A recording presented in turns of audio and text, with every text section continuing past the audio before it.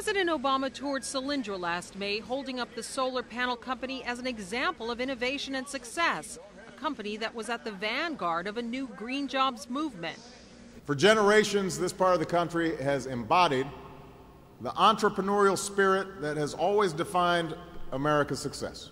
But fast forward to this month, the company declared bankruptcy, leaving 1,000 employees without jobs. And the FBI last week searched the company headquarters, but wouldn't say what they were looking for.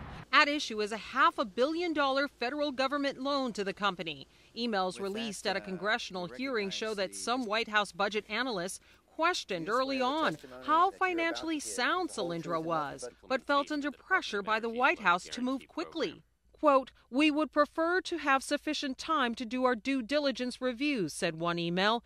Another, "This deal is not ready for prime time," an Office of Management and Budget staffer wrote. 10 days later, the Obama administration announced approval of the $535 million loan. Taxpayers are now on the hook and may never see that money again.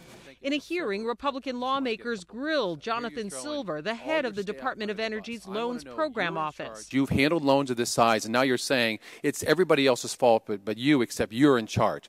You tell me what you, as a person in charge, did with $500 million of taxpayers' money, now saying it's all my staff's fault, I didn't know, I can't do anything about it. You tell me what you're going to tell the taxpayers. The Energy Department defended its decisions. There is risk, almost by definition, in the identification of the innovation itself, in building out that innovation at scale. One question, how involved was the White House in the decision to grant the loan?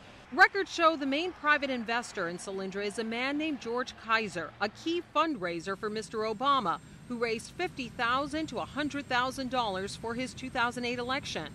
White House visitor logs show that between March 2009 and April 2011, when the administration was considering the loan, Kaiser visited the White House 16 times, including having meetings with White House advisor Valerie Jarrett and then Chief of Staff Rahm Emanuel. The company's lender said that there was no political influence, and White House officials say that as well. But critics will use this connection to raise a question, was there favorable treatment given?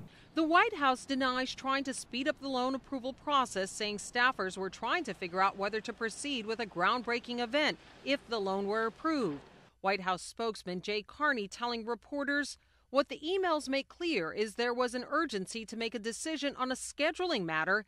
It is a big proposition to move the president or to put on an event."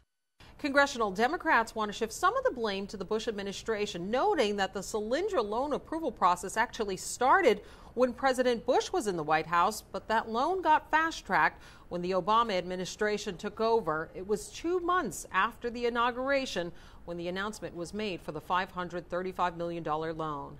Lisa Sylvester, CNN, Washington.